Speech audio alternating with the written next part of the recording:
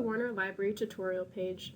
In this video, we will go over the various filters found in Eagle Search and how they can be used to focus your results. Let's get started. The Eagle search bar is located on the library's website.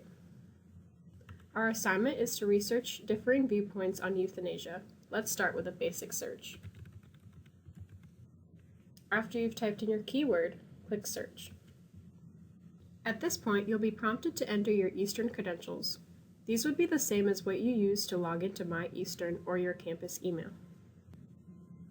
The first page that appears will be your results. The results are ordered by relevance and automatically filtered to resources that are available at the library. Now we're going to look at the rest of the available filters located under the search bar. You'll notice that Online Full Text and At My Library are already checked off. This means that the results we have are currently accessible at the library and available in full text, whether that be physically or electronically. We can also click Peer Reviewed, which will filter our results to just scholarly academic articles. Let's go ahead and do that. Next is the Date Range filter. This can be used to select a specific publication range for your results. You can use the predefined ranges or create your own using custom range.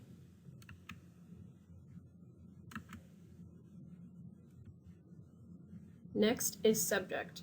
Use this filter to ensure that your topic is the subject of the resource. Then we have Publication. This is only used if you want to have a specific journal as your resource. After that is Publisher. Again, this is only used if you want to have a resource come from a specific vendor. Next is Language. This filter can be useful for ensuring that your results are published in language that you can read. After that is Geography. This filter is used to determine the location your results are coming from, particularly useful for science subjects where the country of origin of gathered data can be important. Source type is an important filter that can determine the types of results that you want to see, such as ebooks, newspapers, and more. Finally, Content Provider can be used to select a specific database you want your results to populate from. This is important if your professor requests you to use a specific database. Once you've selected all the filters you want to use, click Apply Filters.